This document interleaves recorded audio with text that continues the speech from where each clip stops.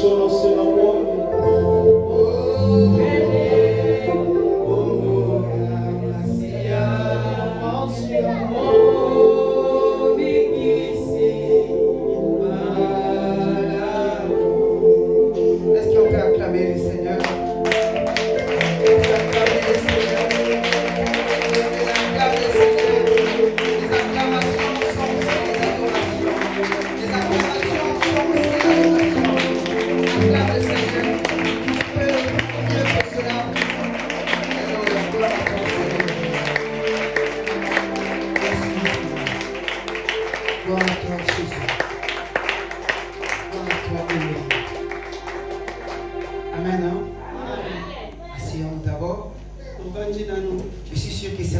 demande, les frères Trésor, qu'est-ce qu'ils cherchent là-bas? Vous savez, la capacité des leaders se révèle aussi dans sa capacité de voir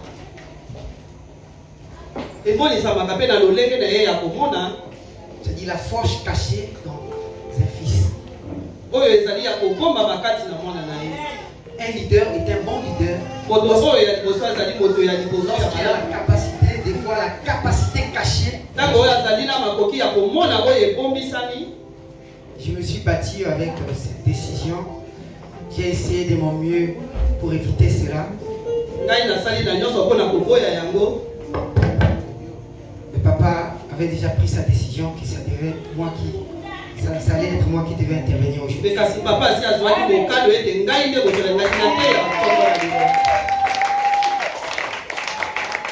Je bénis le Seigneur parce que je crois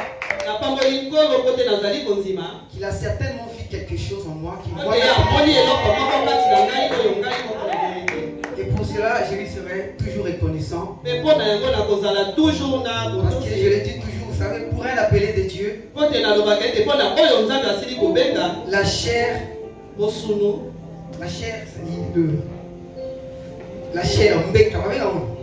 et tout c'est l'une des choses les plus importantes.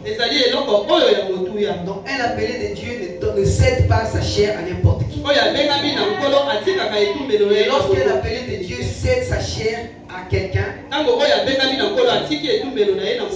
c'est un signe de confiance. C'est pour dire que c'est quelqu'un qui fait confiance. Et je crois qu'aujourd'hui, je serai un canal de bénédiction. Je bénis le Seigneur pour notre papa. Je ne saurais commencer mon discours sans remercier aussi le visionnaire de Bethanie. Si papa existe pour moi comme un père, et Bishop est pour moi comme un grand-père. J'aimerais qu'on acclame pour lui aussi.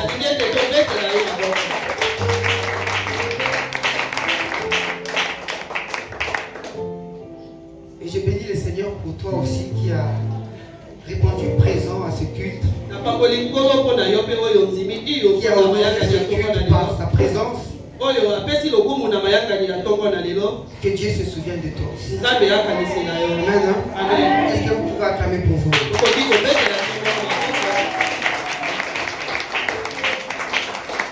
Et la prière de ce matin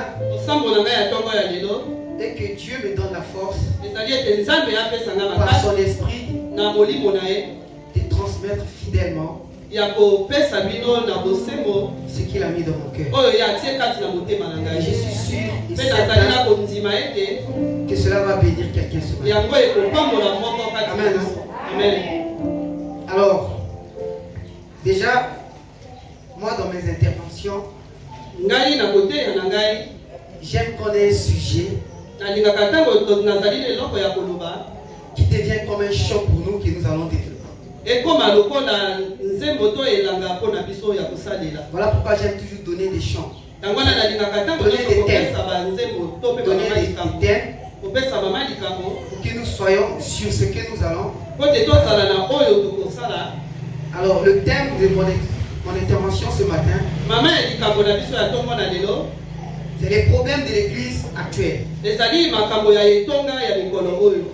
problèmes de l'église actuelle. Nous allons pas peut-être citer tous les problèmes de l'église. Nous allons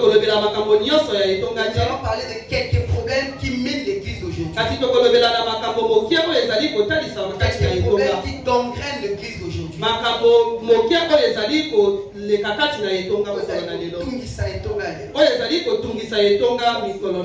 Amen. Amen. Et le premier point, le premier problème concernant les choses qui dérangent l'église aujourd'hui, le premier problème, il s'agit du non-respect de la présence de Dieu. Non-respect de la présence de Dieu. Et la présence dont nous parlons ici,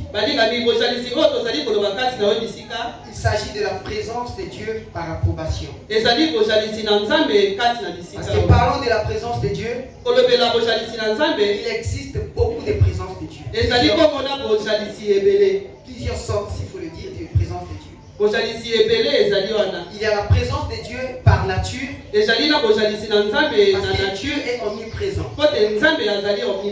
Par sa nature, il est partout en même temps. Ça, nous tous nous les connaissons, n'est-ce pas? Et comme il y a la présence de Dieu aussi par son approbation. Dieu est présent parce qu'il approuve ce qui se passe en ses vies. Et la présence de Dieu par nature n'est pas croissante, ni décroissante. Parce que Dieu n'est pas trop ici et moins là-bas. Alléluia. Est-ce que vous me suivez? Dieu n'est pas trop là-bas et moins de l'autre côté. Il est le Dieu omniprésent. Il est partout en même temps. Même aux enfers.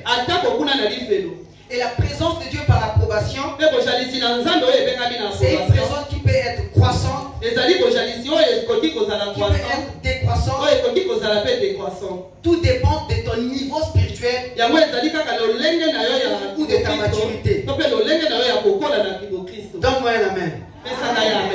Et tout chrétien désire la présence de Dieu. Chaque fois, même quand nous prions, nous voulons que la présence de Dieu soit là. Que Dieu manifeste sa présence. Que Dieu montre sa présence. Que nous soyons affectés par la présence de Dieu.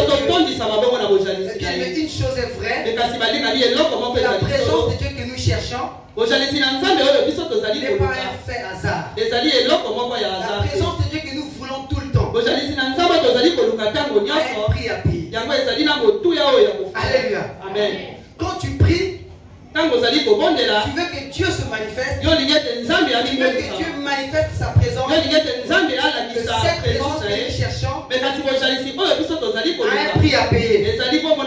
Donne-moi la main. Et pour vivre cette présence de Dieu, il faut payer le prix. Voilà pourquoi aujourd'hui, nous allons parler de quelques éléments dont la présence de Dieu exige. Toujours dans cette partie du non-respect de la présence de Dieu, nous allons parler des exigences maintenant de la présence de Dieu. Et le premier point que la présence de Dieu exige, il s'agit de la croissance. Alléluia. Amen. Nous allons lire le premier passage. On peut rester debout. On peut rester assis, s'il vous plaît. Nous allons lire dans 1 Corinthiens, chapitre 3, versets 1 à 2. J'ai dit le premier point dont la présence de Dieu exige, il s'agit de la croissance spirituelle. Et dans ce passage, la Bible déclare: pour moi, frère, ce n'est pas comme à des hommes spirituels que j'ai pu vous parler, mais comme à des hommes charnels, comme à des enfants. Je vous ai donné du lait et non de la nourriture solide, car vous ne pouviez pas la supporter.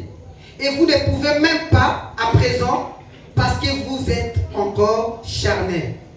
Alléluia. Bien aimé, vous savez, la croissance spirituelle précède la présence de Dieu. Tu ne peux pas vivre cette présence de Dieu que tu cherches tout en demeurant enfant. Alléluia. Amen. Tu ne peux pas expérimenter cette présence de Dieu tout en demeurant enfant. Parce que généralement nous disons que la présence de Dieu apporte la bénédiction. La présence de Dieu apporte l'exaucement. Donc les choses que nous demandons à Dieu, et nous profitons par sa présence, Et bien, un secret, Dieu ne donne pas à tout le monde ce qu'il désire. Je ne sais pas si je me fais comprendre. Ce n'est pas parce que tu as demandé quelque chose à Dieu. Il y a un protocole à respecter. Et la croissance est un domaine d'éléments à ne pas négocier. Voilà pourquoi beaucoup des enfants de Dieu aujourd'hui demandent des choses, ça dit qu'ils ne coïncident pas à leur niveau spirituel. Parce que tant que tu demeures un enfant, il y a des choses que Dieu ne te donnera jamais. Tant que tu demeures un bébé spirituel, il y a des choses que Dieu ne te donnera jamais. Je donne un exemple. Aujourd'hui, quand un parent, un enfant demande à son parent, un enfant peut-être de 10 ans ou de 5 ans, demande une voiture à son père. Je parie que même si le père est riche, il ne donnera pas la voiture à un enfant de 5 ans. Est-ce que vous êtes avec moi? Amen. Nous comprenons quelque chose? Amen. Nous parlons de la croissance spirituelle. Et je dis dans ce domaine de la croissance, ce n'est pas négociable. C'est obligatoire. Tant que tu demeures un enfant, tu n'obtiendras jamais de Dieu. Tout à l'heure, quand je vous ai dit, un enfant qui demande une voiture à son père, si le papa ne donne pas la voiture à un enfant de 5 ans, est-ce que c'est parce qu'il n'aime pas son enfant? Ce n'est pas parce qu'il n'aime pas son enfant, c'est parce qu'il protège son enfant. Il ne veut pas mettre cet enfant en danger. Et ne pas mettre aussi les autres en danger. Alléluia. Amen. Est-ce qu'on comprend quelque chose? Amen. Quand un parent, aussi riche qu'il soit, ne donne pas beaucoup d'argent à un enfant, ce n'est toujours pas parce qu'il n'aime pas son enfant. Parce qu'il se dit que cet enfant n'est pas mature. Il n'est pas prêt à recevoir cette somme. Et c'est ce qui se passe dans le domaine spirituel. Il y a des choses que Dieu ne te donnera jamais tant que tu demeures un enfant. Il y a des choses que Dieu ne te donnera jamais tant que tu demeures un bébé spirituel. Voilà pourquoi, bien aimé, la présence de Dieu exige la croissance spirituelle. Même quand nous voyons dans l'image du tabernacle, la Bible déclare que le tabernacle avait 3 parties. Le parvis, le lieu saint et le lieu très saint. Cela révèle quoi? L'évolution dans la présence de Dieu. Cela révèle la croissance dans la présence de Dieu. Ce qui était dans le parvis, qui était dans la présence de Dieu. Celui qui était dans le lieu saint, qui était dans la présence de Dieu. Et celui qui était dans le lieu très saint, qui était aussi dans la présence de Dieu. Mais sauf que ces 3 présences sont différentes. Alléluia. Amen. Il y avait ceux qui s'arrêtaient au parvis. Il y avait ceux qui entraient jusqu'à dans le lieu saint. Il y avait celui qui entrait dans le lieu saint. Et tout dépendait du niveau spirituel. Vous allez remarquer aussi pour un enfant, pour quelqu'un qui vient nouvellement de convertir, nous l'appelons communément les bébés spirituels. Ce n'est pas un injure. Si on t'appelle bébé spirituel, c'est un moyen de te booster. Pour te pousser à quitter de ce statut de bébé. Alléluia. Amen. Et vous allez remarquer, quand tu es bébé spirituel, parfois quand tu es en train de prier, pour rentrer vraiment dans la présence du Seigneur, parfois ça demande beaucoup de temps. Il y en a qui doivent parfois prendre 2 heures du temps, parfois 1 heure du temps. Il a prié pendant 2 heures du temps, mais il n'est jamais rentré dans la présence. Et comme pour ceux, par exemple, il a besoin que d'une minute d'être vraiment dans la présence de Dieu. Alléluia. Amen. Et la présence de Dieu, bien aimé, est obligatoire. Quand nous lisons même dans Luc 2, le verset 52, la Bible dit, Jésus croissait en sagesse, en stature et en grâce devant Dieu et devant les hommes. Les jours où j'ai lu ce passage, je me suis posé la question. Jésus, qui était Dieu, sur terre, croissait. Vous comprenez quelque chose? Jésus qui était Dieu, il était 100% Dieu, 100% homme. Et la Bible dit il croissait en sagesse, en stature, devant Dieu et devant les hommes. Vous comprenez quelque chose? Devant les hommes. Quand il est né de sa mère, il a eu une année, après 2 ans, après 10 ans, après 20 ans. C'est ça la croissance devant les hommes. Mais quand la Bible parle de la croissance devant Dieu, il s'agit ici de la croissance spirituelle. Mais je me suis posé la question. Si Jésus qui était Dieu croissait spirituellement, à quoi nous? Parce qu'aujourd'hui nous disons que Jésus-Christ est notre modèle par excellence. Donne-moi un amen. Si Jésus-Christ est notre modèle par excellence, Jésus croissait, nous devons croître. Alléluia. Amen. Parce que quand dans une famille, quand un enfant est né, n'est-ce pas, c'est un sujet de joie. Parce qu'on va s'épeler la, n'est-ce pas? Parce que moi, la botami, ça a été toujours un sujet de joie. Mais l'enfant, quand il est né, il parce que le même enfant qui a amené la joie, si une année après, il est bébé, continue à marcher à 4 ans, 5 ans après, continue à marcher à 4 ans, 10 ans après, continue toujours à marcher à 4 ans, et ça ne sera plus un sujet de joie. Alléluia.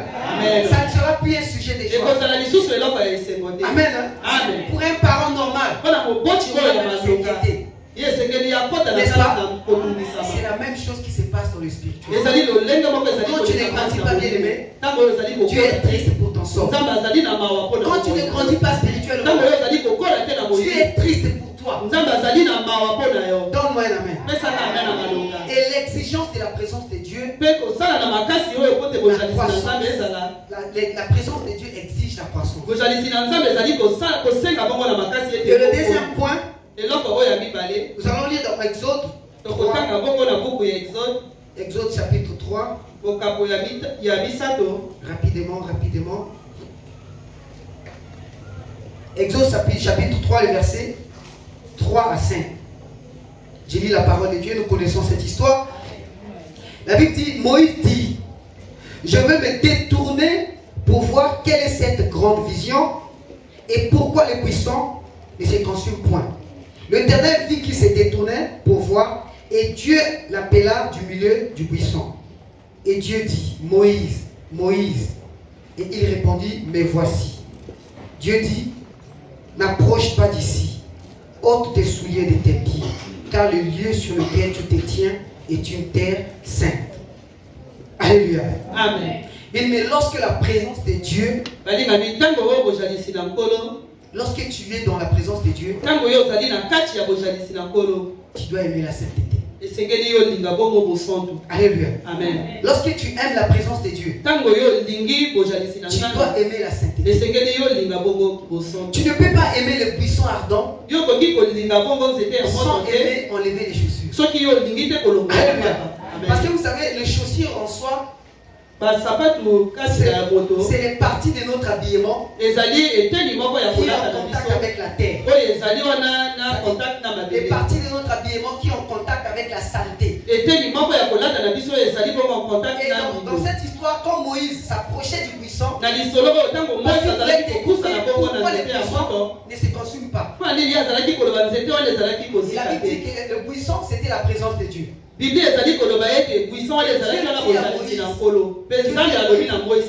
s'approche pas.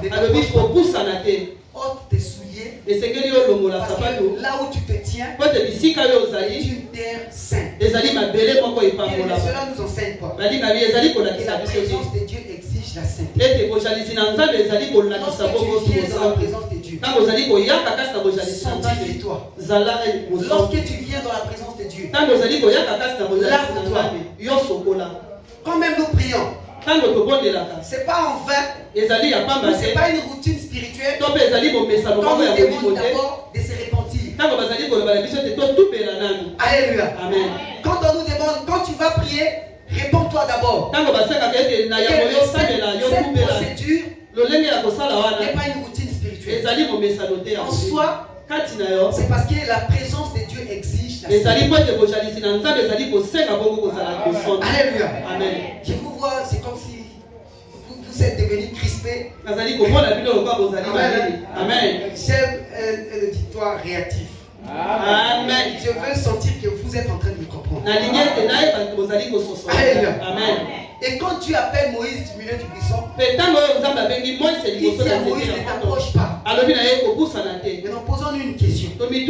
Si Moïse n'avait pas enlevé ses chaussures, qu'est-ce qui allait arriver? Alléluia. Amen. Si Moïse avait refusé d'enlever ses chaussures, qu'est-ce qui allait se passer?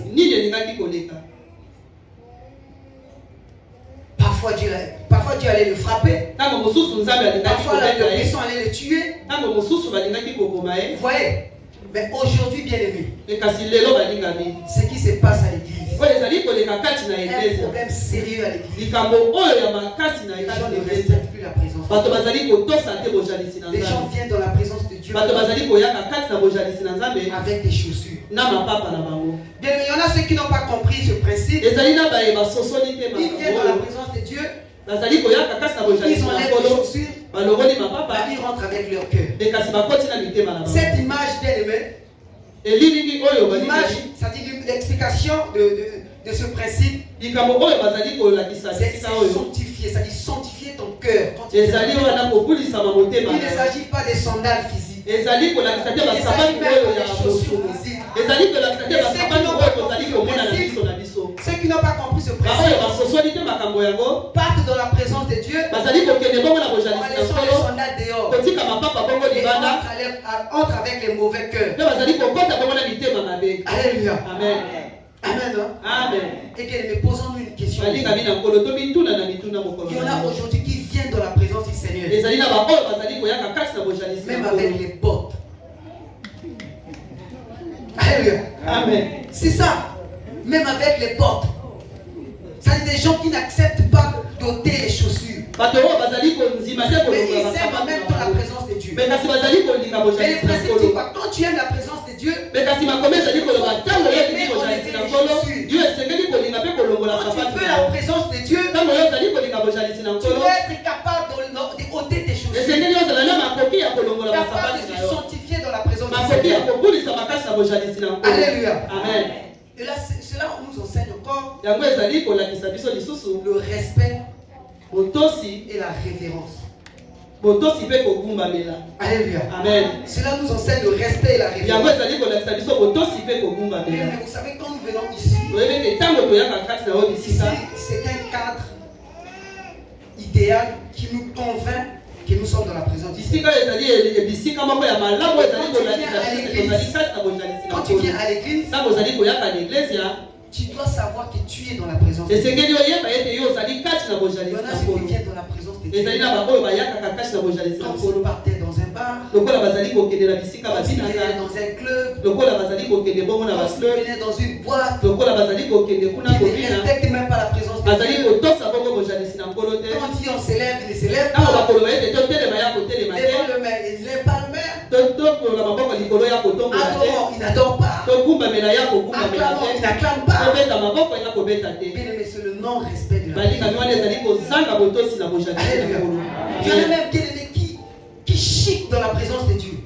Ça dit, il mâche même des chewing-gums. Après avoir peut-être consommé son jus, il jette la bouteille. Vous savez, quand nous voyons ces choses, c'est parce que nous n'avons pas la culture du respect de la présence. Alléluia. Amen. Là où il y a la culture du respect de la présence de Dieu, les gens se comportent dignement. Vous savez, dans la façon de faire des hommes, dans un défilé par exemple, où le président de la République va passer, tu ne dois pas te tenir quand tu veux. Alléluia. Amen. Tu ne peux pas tenir tes mains dans les poches. Tu as un fusil. Tu as une arme. Vous savez pourquoi on donne ces exigences? Parce qu'il faut respecter la présence d'une autorité. Et dans la présence d'une autorité, tu dois te tenir en conséquence. Dieu est l'autorité des autorités. Alléluia. Amen. Dieu est l'autorité des autorités. Tu dois savoir comment te tenir. Les choses dans les catholiques peuvent nous enseigner beaucoup de choses. Alléluia. Amen. Aujourd'hui, c'est dans les églises des réveils. Les gens ne respectent même pas la présence de Dieu. Vous voyez les gens que souvent après culte, même les choses qui servent dans la présence de Dieu, nous devons les respecter. Alléluia. Amen. Nous devons les respecter. Tu ne peux pas venir te tenir ici n'importe comment. Parce que c'est pendant les répétitions. Quand vous voyez cela, c'est les gens qui n'ont pas une culture de la présence de Dieu. Alléluia. Amen. La présence de Dieu exige la sainteté. Et le troisième point, nous allons rapidement lire dans Acte 5.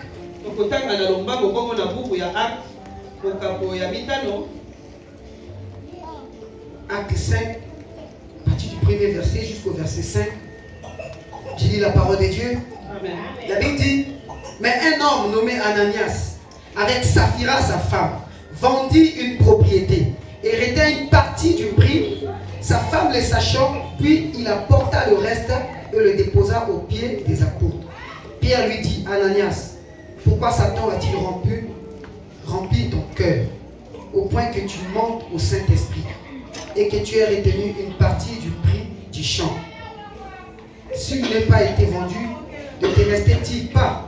Et après qu'il a été vendu, le prix n'était-il pas à ta disposition? Comment as-tu pu mettre dans ton cœur un pareil dessein? Ce n'est pas à des hommes que tu as menti, mais à Dieu. Ananias entendant ces paroles, tomba et expira. Une grande crainte saisit tous les auditeurs.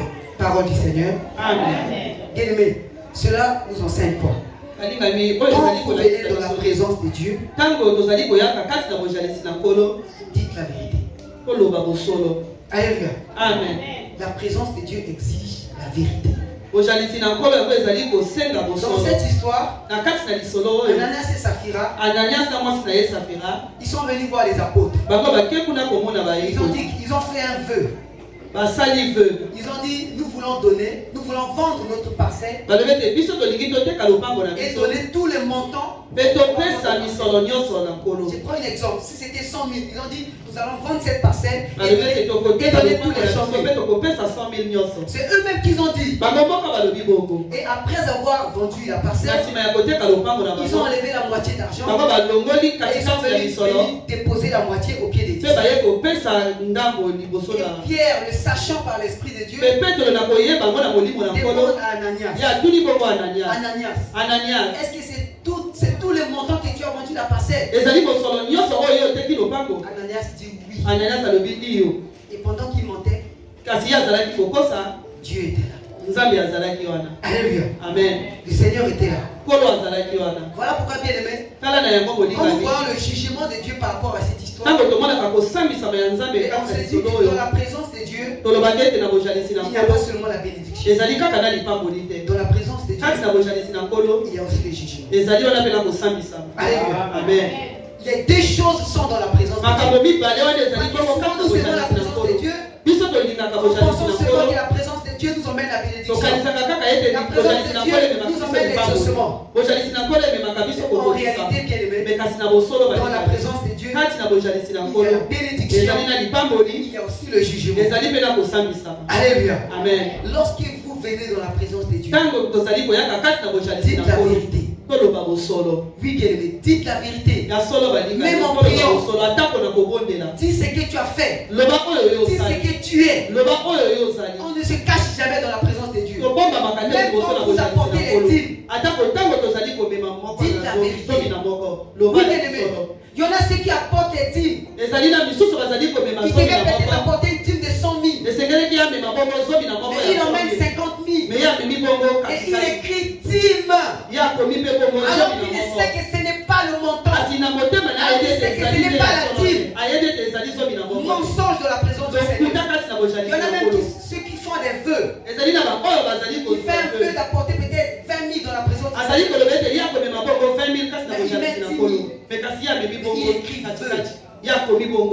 Mensonge de la présence de Dieu.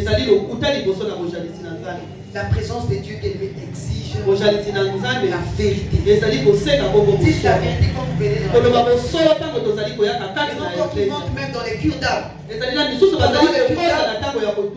Il retranche certaines choses. Lui-même il choisit de dire certaines choses. Il ajoute. Il retranche. Mais il s'attend à ce que on prie pour lui pour chasser les démons. Et à la fin, quand les démons ne sont pas sortis, voilà pourquoi vous entendez parfois dire qu'il n'y a pas de puissance. Parce qu'ils pensent qu'il peut mentir dans le cœur d'âme. Mais Dieu va s'arranger pour le délivrer. Alléluia. Amen. Il peut mentir dans son cœur d'âme. Mais Dieu trouvera toujours des moyens pour le délivrer. Donne-moi un amen. Bien-aimé, la présence de Dieu exige la vérité. Viens dans la présence de Dieu. Dis toujours la vérité. Même si cette vérité va te lier, cette vérité va te condamner. Dites toujours la vérité. Ne mentez pas dans la présence de Dieu. Alléluia. Amen. Parce que vous savez, Dieu en soi ne peut jamais utiliser les mensonges pour te délivrer de quelque chose. Dieu ne peut jamais utiliser les mensonges pour te délivrer d'une situation. Parce que la Bible même considère Satan comme le père du mensonge. Peu importe la situation, mais ne pense pas qu'après avoir menti, tu sortiras de la situation. Tu es en train de te condamner davantage. Même si on cause des bateaux. Après Batikio, tu te dis, il fallait qu'on a cause à Pouké, là ça l'a sauvé. Mais en réalité, tu te condamnes davantage. Alléluia. Amen. La présence de Dieu exige la vérité. Dis toujours la vérité. Vous savez, quand nous présentons parfois des saintes, il y a des gens qui tu sais que tu n'es pas digne. Bien aimé, quand tu sens au dedans de toi que tu n'es pas digne, tu n'es pas en bonne relation avec Dieu, ne la mange pas. Il y en a qui pensent que si je ne mange pas, et puis on va me demander pourquoi je n'ai pas mangé. Je vais quand même manger. Mais ça le sait. Beaucoup de gens sont frappés comme ça. Alléluia. Amen. Même si après que tu manges, rien ne se passe. Sois-en sûr. Tu es en train de te condamner. Alléluia. Amen. Amen. Amen. Voilà pourquoi j'aime David. Vous connaissez David quand il a commis l'adultère, quand il envoya le prophète Nathan, pourquoi tu as pris la femme de Dieu? David dit, oui, je le fais. Il reconnaît que oui, je le fais. Il dit, Seigneur, je suis né dans le péché. Mais tu veux que la justice habite en moi. Il reconnaît ses faits. Mais contrairement à Adam et Ève, dans l'histoire dans le jardin d'Éden, quand Dieu demande à Adam, pourquoi tu as fait cela? C'est pas moi. Quand Dieu demande à la femme, pourquoi tu as fait cela? C'est pas moi, c'est le serpent. Avant ce jour-là, le serpent était plus spirituel qu'Adam. Le serpent s'est tué. Il n'a rien dit. Il reconnaît que c'est lui qui a fait. Alléluia. Amen. Voilà pourquoi, bien aimé, dans la présence de Dieu, même si tu sens que cette vérité va te condamner, laisse Dieu te délivrer. Alléluia. Amen. Dis toujours la vérité. La vérité. Et une autre chose encore, dans 2 Samuel, le chapitre 6,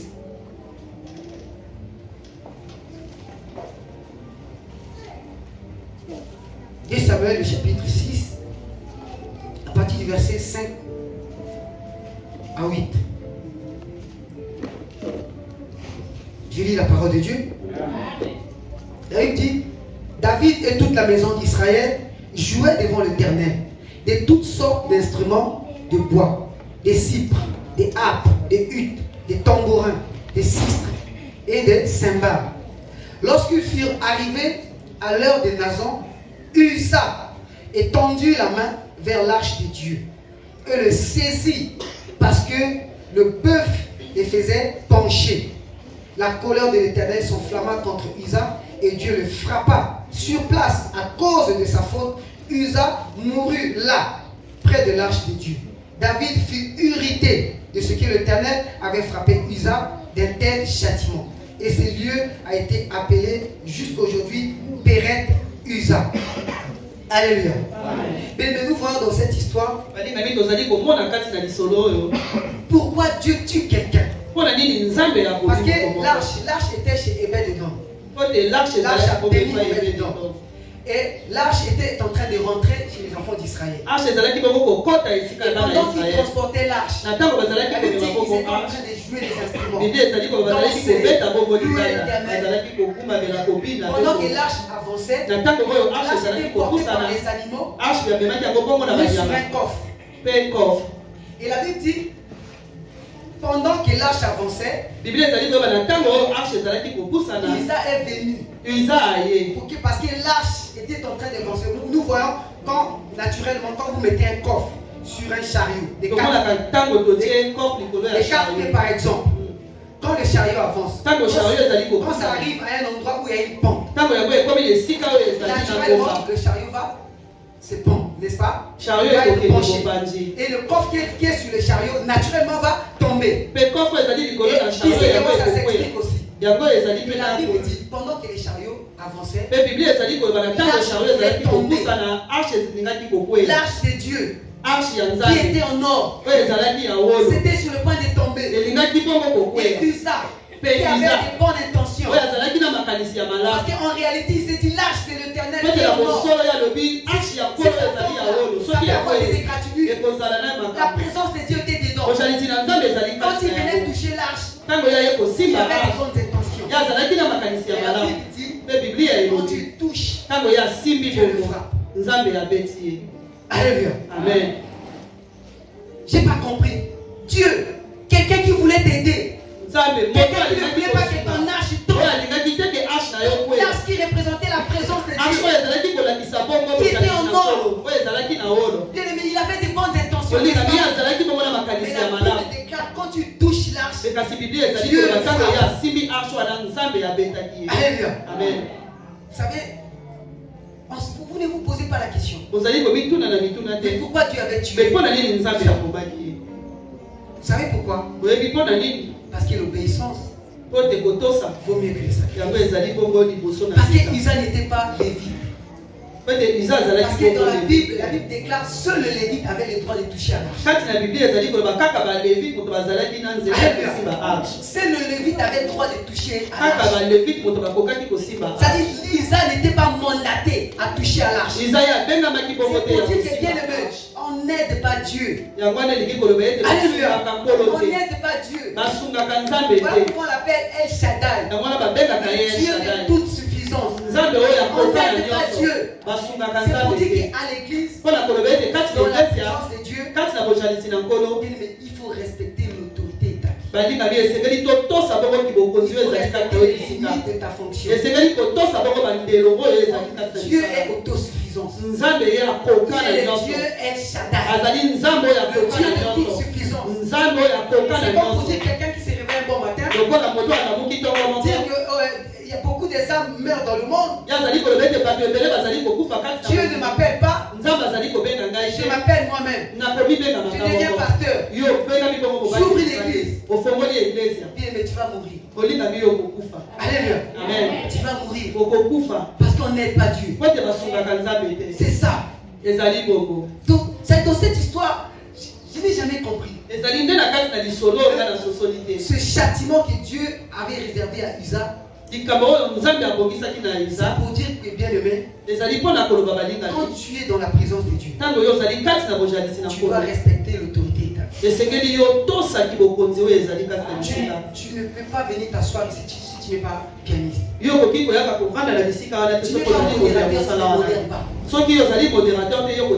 pas choriste, tu ne peux pas te tenir ici. Si tu n'es pas prédicateur, tu ne peux pas venir ici. C'est moi qui dois prêcher aujourd'hui. Tu dois respecter aussi l'autorité. Donne-moi un amen. Amen. Amen. Tu n'es pas appelé qu'un. Même si les âmes meurent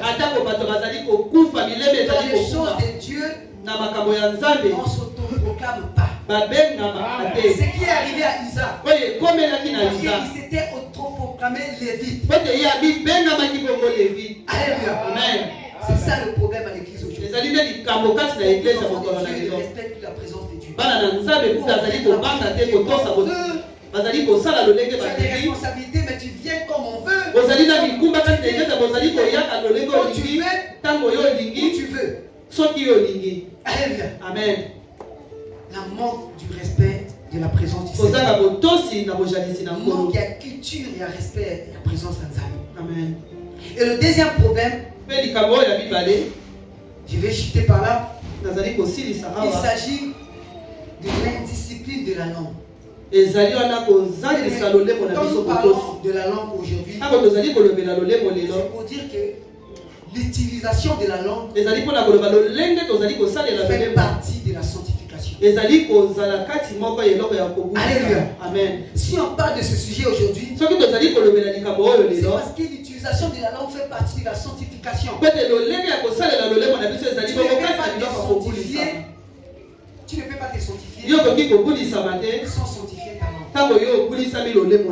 Alléluia. Amen. C'est pour dire quoi? Quand quelqu'un se sanctifie, lorsqu'il commence seulement à mal parler, il est souillé. Tu es dans la sainteté. Tu commences seulement à médire. Tu es souillé. Tu es dans la sainteté. Tu commences seulement à calomnier. Tu es souillé. Alléluia. Amen. Nous allons lire ce passage dans Jacques 3. Nous connaissons ce passage qui paraît comme une fatalité. Jacques 3, à partir du verset 2, une longue lecture. Je lis la parole de Dieu. La Bible dit, nous branchons tous de plusieurs manières. Si quelqu'un ne branche point aux paroles, c'est un homme parfait, capable de tenir tout son corps en bride. Si nous mettons les morts dans la bouche des chevaux pour qu'ils nous obéissent, nous dirigeons aussi leur corps tout entier. Voici même les navires qui sont si grands et qui poussent des vents impétueux sont dirigés par un très petit gouvernail au gré du pilote. De même, la langue est un petit membre et elle se vante des grandes choses. Voici comment un petit feu peut embraser une grande forêt. La langue aussi est un feu. C'est le monde de l'iniquité. La langue est placée parmi les membres souillant tout le corps et enflammant le cours de la vie, étant elle-même enflammée par la géhenne. Toutes les espèces, les bêtes et les oiseaux, des reptiles et d'animaux marins sont domptés et ont été domptés par la nature humaine. Mais la langue, aucun homme ne peut la dompter. C'est un mal qu'on ne peut réprimer. Elle est pleine de venin mortel. Par elle, nous bénissons le Seigneur, notre Père, et par elle, nous maudissons les hommes faits à l'image de Dieu. De la même bouche sortent la bénédiction et la malédiction. Il ne faut pas, mes frères, qu'il en soit ainsi. La source fait-elle jaillir par la même ouverture l'eau douce et de l'eau amère? Parole du Seigneur. Amen. Est-ce qu'on peut acclamer cette parole?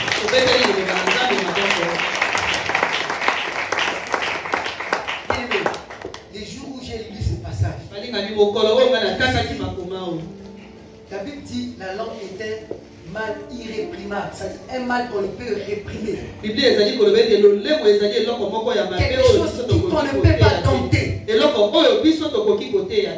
où j'ai lu ce passage, j'ai dit, il ne faut même pas essayer de dompter la langue. Il ne faut même pas essayer bien aimé de dominer sa langue. Alléluia. Amen.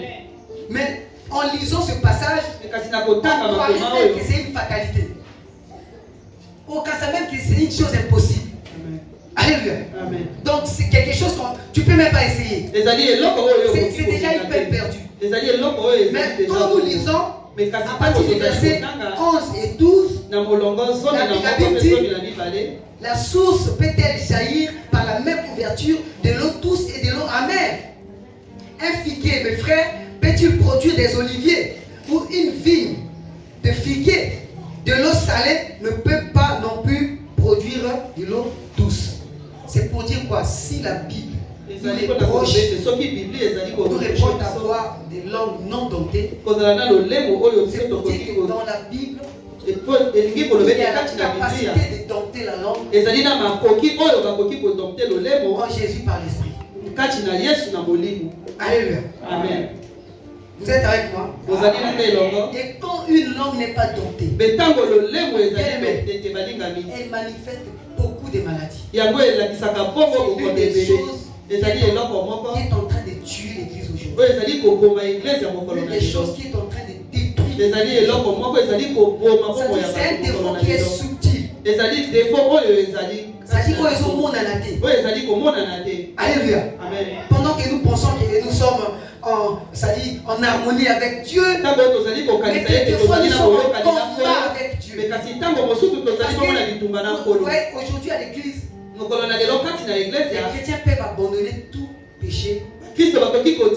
Mais le péché sur la langue reste. Alléluia. Amen. C'est-à-dire, vous avez remarqué que les gens, parce que vous savez, tomber dans l'impudicité, n'est pas tomber dans l'impudicité. C'est facile. Alléluia. N'est pas tomber dans l'impudicité, c'est facile. Mais n'est pas calomnier. N'est pas médire. C'est très difficile. Alléluia. Amen. C'est-à-dire, vous allez voir les péchés, ils abandonnent tous les péchés. Les chrétiens, ils abandonnent tous les péchés. Mais il y a un péché qui reste. Parler de mal des gens. Parler de mal des gens. Parler même de mal des hommes de Dieu. Critiquer les hommes de Dieu. C'est une maladie qui gangrène l'église aujourd'hui. Qui est tellement subtil. Et on ne s'en rend pas compte. Alléluia. Amen. Et comme je disais, quand une langue n'est pas domptée, beaucoup de maladies. Nous allons citer rapidement. Quand une langue n'est pas domptée, la médisance. Gagner du temps, je ne vais pas définir la médisance. De quoi il s'agit? Amen. Quand une langue n'est pas domptée, elle manifeste la calomnie, les rapportages, les colportages, les mensonges, les plaisanteries, les moqueries, voire même les injures. Alléluia. Amen. Et Dieu dit dans sa parole, si tu insultes un homme, tu insultes celui qui l'a créé. Alléluia. C'est-à-dire Dieu ne permet même pas que tu dises à quelqu'un tu es fou. Amen. Amen. Dire à quelqu'un tu es fou te conduit en enfer. Parce qu'aujourd'hui, on a comme l'impression qu'on pense que le péché qui conduit en enfer, c'est seulement l'impudicité. Le péché, c'est seulement tomber dans l'impudicité. dire à quelqu'un tu es fou. Tu conduis en enfer. Vous êtes avec moi? Amen. Disons dans Matthieu 5. Matthieu 5, le verset 22, j'ai lu la parole de Dieu. La Bible dit, mais moi, je vous dis que quiconque se met en colère contre son frère mérite d'être puni par le jugement. Que celui qui dira à son frère Raka mérite d'être puni par le Sanhédrin. Et que celui qui lui dira insensé mérite d'être puni par le feu de l'enfer. Alléluia. Dire à quelqu'un tu es insensé. T'es conduit en enfer. Alléluia. Amen. Dire à quelqu'un tu es fou. T'es conduit en enfer.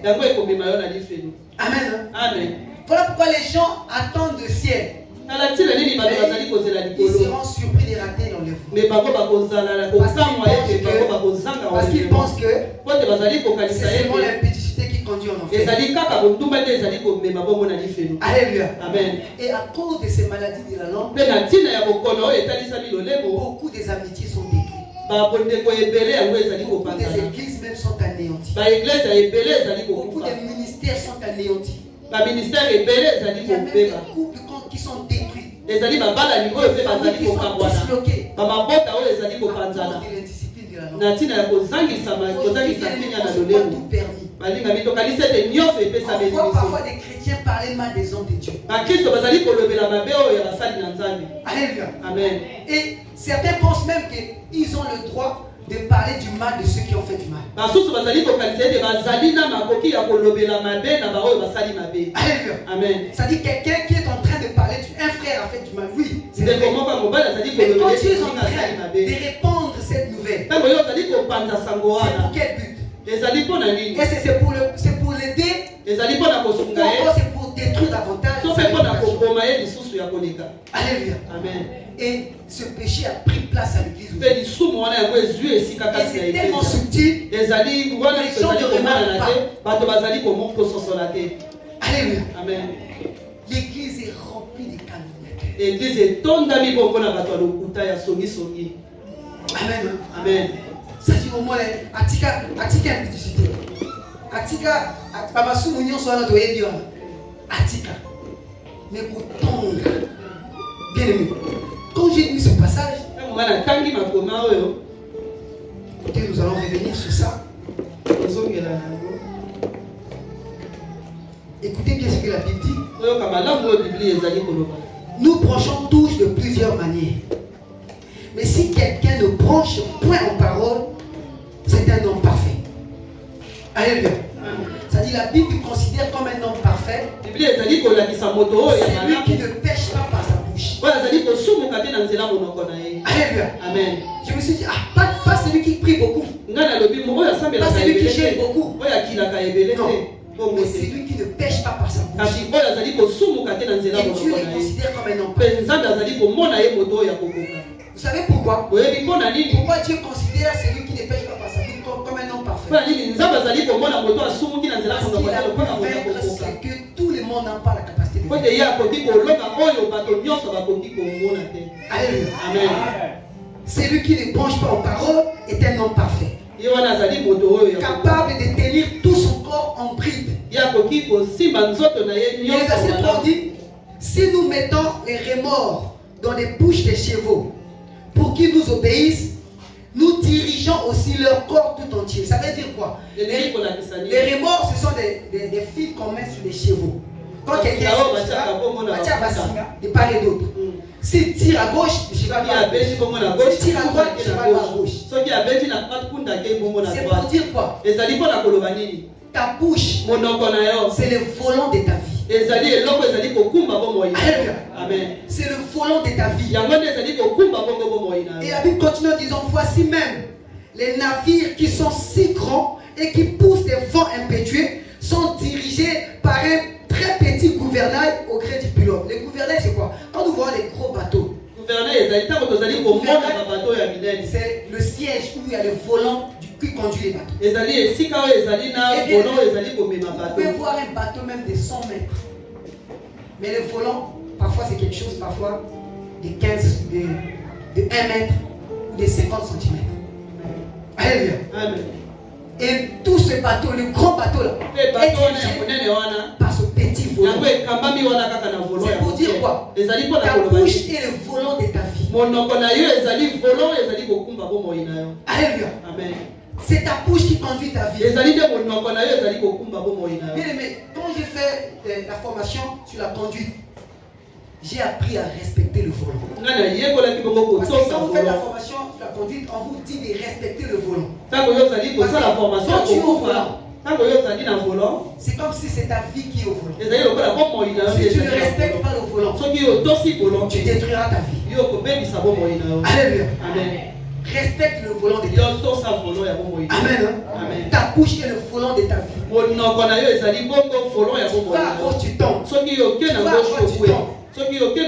Va droit. C'est pour dire qu'il ne parle pas comme ça, ne parle pas comme ça, parle droit. Alléluia. Amen.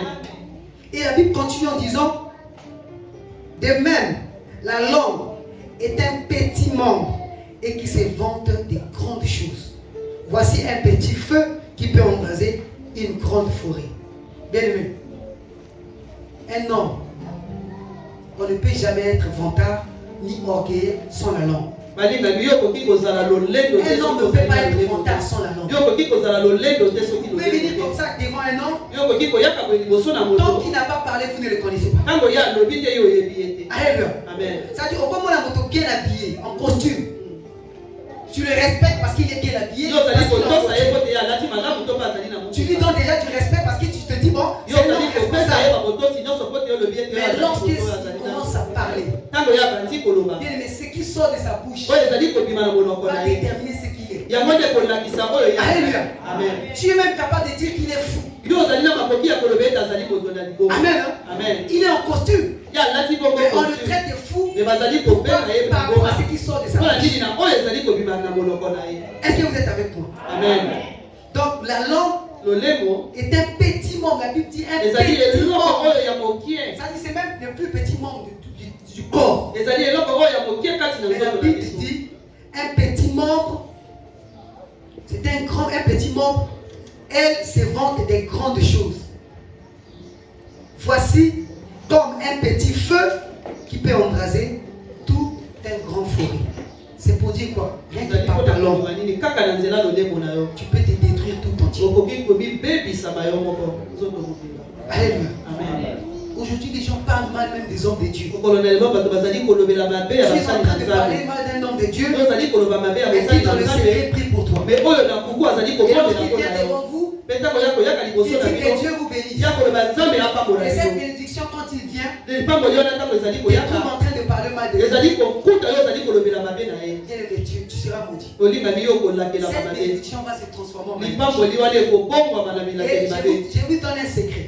Vous savez, un oin, quand il a l'onction, et quelquefois l'onction qui est en lui peut faire des choses pour lui défendre sans sa permission. Amen. Ça dit l'onction qui est dans un oin peut faire des choses pour lui défendre parfois sans sa permission. Vous êtes avec moi? Amen. Nous connaissons l'histoire d'Aaron et Myriam. Aaron et Myriam parlaient mal de Moïse. Et Dieu a entendu leur conversation. C'est pour dire que ce qui est dit est entendu. Même si c'est dit dans les secrets, Dieu entend. Et Dieu les a frappés. Amen. Dieu les a frappés. Parce que parfois on se dit, on croit que tout nous est permis. De dire n'importe quoi, de parler de mal. Bien aimé, faites extrêmement attention.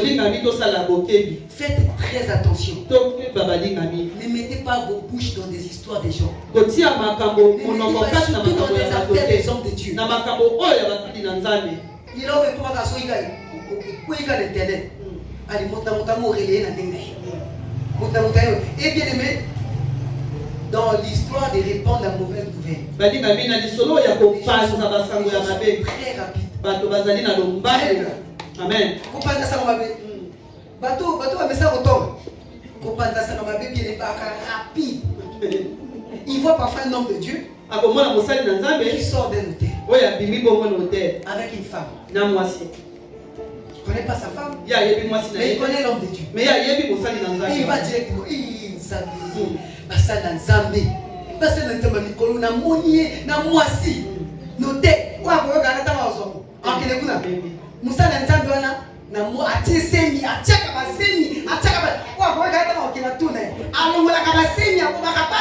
Mais la mauvaise nouvelle, quand elle se répand, elle change davantage. Mais quand c'est toi qui as commencé, tu répands la mauvaise nouvelle. Et un jour tu te demandes, bon, je vais quand même vérifier. Quand tu vérifies, tu te rends compte que c'était sa femme. Est-ce que tu auras la possibilité de rattraper? Tu vois? Alors que parfois, en disant cela, tu as détruit sa réputation. Tu as fragilisé son ministère. Les gens qui croient en lui, ne croient plus en lui. Est-ce que tu auras la possibilité de rattraper cela? Alléluia. Amen. Voilà pourquoi beaucoup de chrétiens prient aujourd'hui. Amen. Amen. Respecte ta langue. Discipline ta langue. Et Dieu te bénira. Que le Seigneur nous bénisse.